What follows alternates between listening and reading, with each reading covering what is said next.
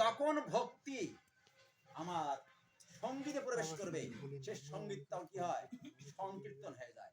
সঙ্গীত আর সংকীর্তন এক নয়।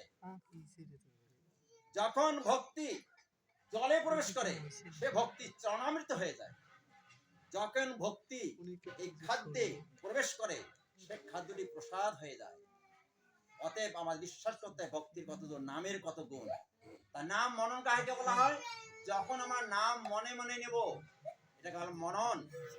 আর যখন নাম আমরা মনে মনে চিন্তা করব, সেটা হচ্ছে স্মরণ।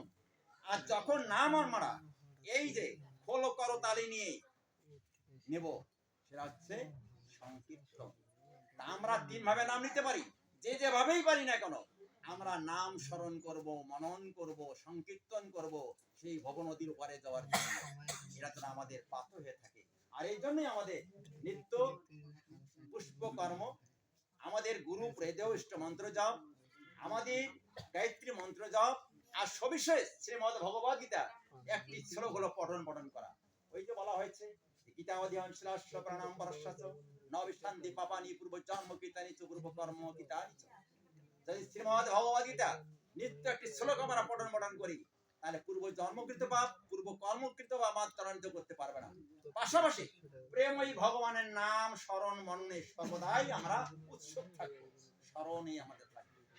যাই হোক, আর কথা বাড়াবো না। আমরা যাতে এই কথাগুলো অনুযায়ী আমরা চলি, এটা ভগবতের কথা। এগুলো